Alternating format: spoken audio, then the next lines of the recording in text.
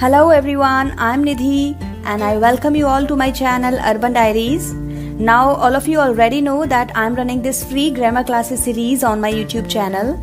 So keep watching the videos because all of the videos are gonna be very informative for you all.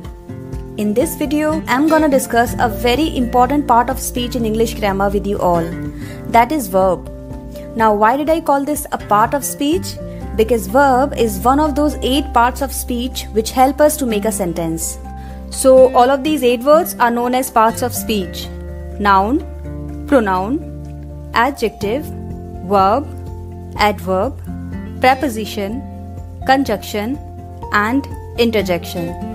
If you don't know what are parts of speech or you are still confused in that, then you can see my video on this topic in which I have explained all the parts of speech in detail. You can get the link of that video in the description below. Now let's discuss the verb. A verb is a word that describes an action, an event or state of being. According to this definition, there are 2 important rules of verb. First, it describes the action. Second, it describes the state of being. We'll see to this with some examples. Shaurya is reading a book. In this sentence, Shaurya is doing a work, an action, which is reading. So, it's clear that this is the verb of the sentence. Now, what does this state of being mean? See this example. Tanvi is a doctor. In this sentence, is a verb. It is a linking verb. Why? Because it is telling us about the state of the subject, that Tanvi is a doctor. Now, let's see one more example. Ritvik seems happy today. Here the verb seems is telling us the state or mood of Ritvik, the subject. So, seems is a linking verb which is helping us in knowing the state of a person. And now comes a very important fact about verb. Friends, verb is a very important part of a sentence and we can call it a heart of a sentence. That is to say, no sentence in English grammar is complete without a verb. And if there is no verb in a sentence, that means it's not a sentence, it's a phrase. Now this verb can be of any type.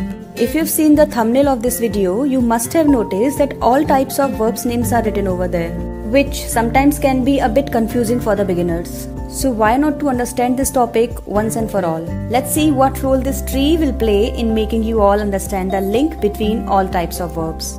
And how do we classify them in different types?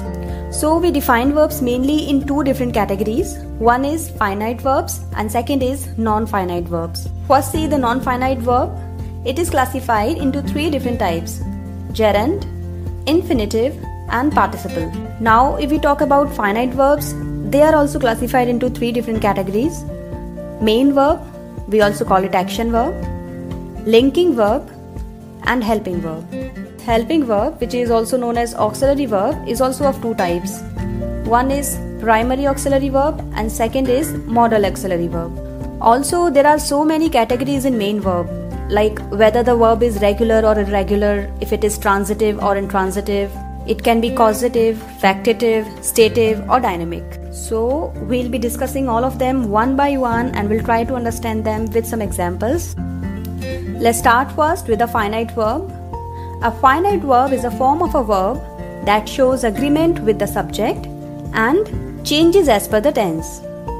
These finite verbs are sometimes called main verbs, and make sure if there is just one verb in a sentence, that verb is finite. This agreement is defined on 3 parameters: the number of the subject, the person of the pronoun and the tense of the sentence.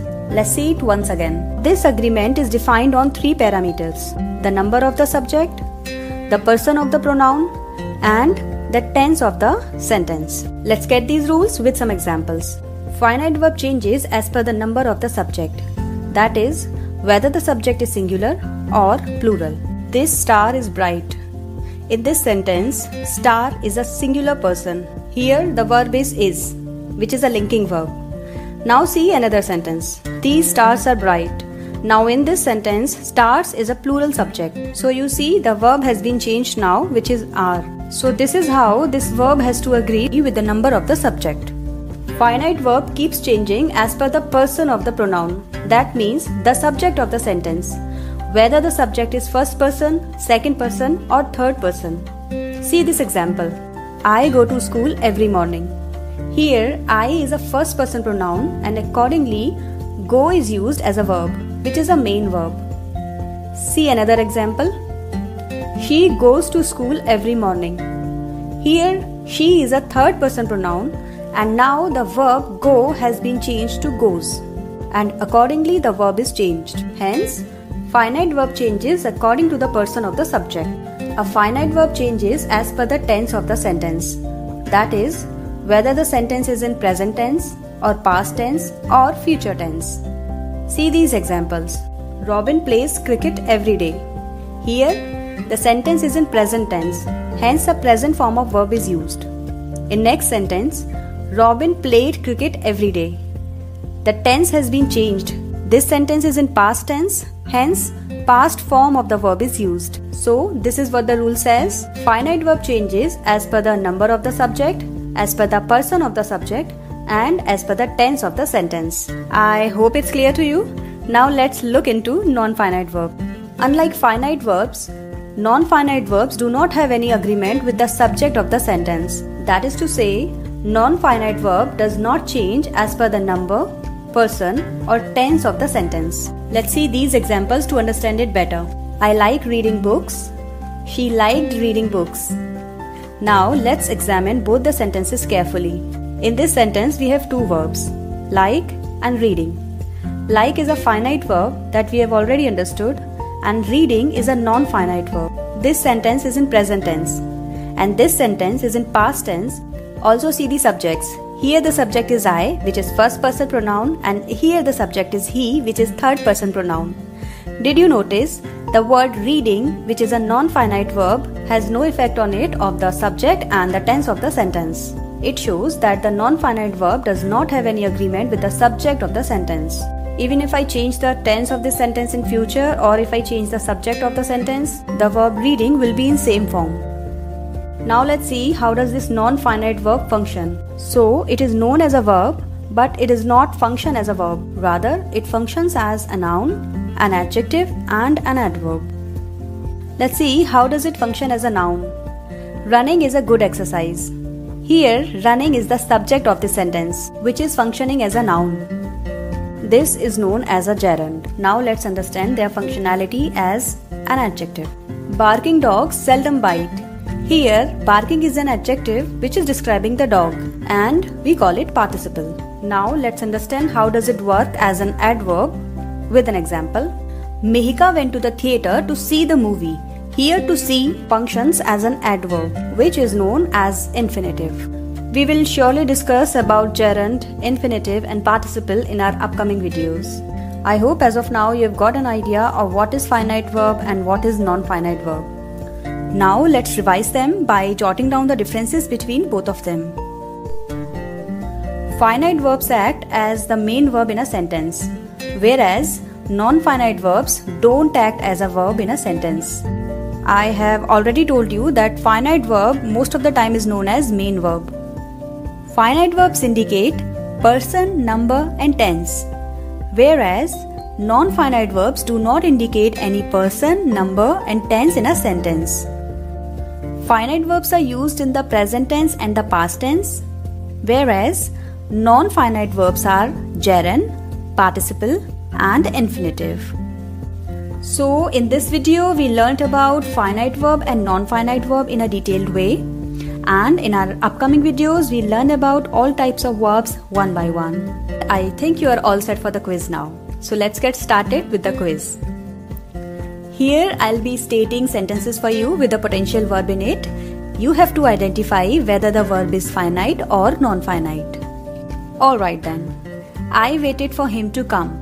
Here the verb is waited. Which verb is this? Finite or non-finite? I waited for him to come. Waited is a finite verb here. Next.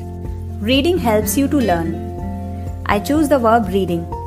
Tell me, which verb is this? Reading helps you to learn.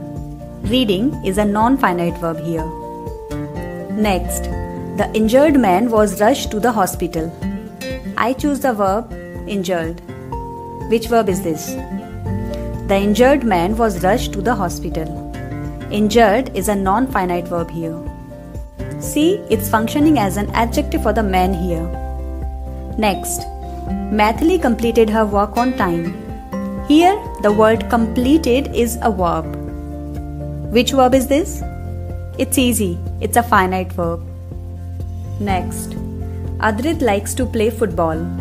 I choose here to play. So to play is non-finite verb here. Next, Arav wrote a letter to his friend. I chose wrote here. Which verb is this? Arav wrote a letter to his friend. Here wrote is a finite verb. Next, Oshin rides bicycle every day. Here I choose rides. It's a verb. It's a finite verb. Next, Muskan has a singing doll. Which verb is this? Finite or non-finite? Singing is functioning as an adjective for the word doll, so it's a participle here. That means a non-finite verb. Alright guys, you did great. Now you have mastered one more topic in English grammar. And if you really think you've learned something new today, then please like this video and subscribe to my channel. Also, don't forget to comment in the comment section. I'll be back again with a new video on a different topic. Till then, bye bye, take care and happy learning.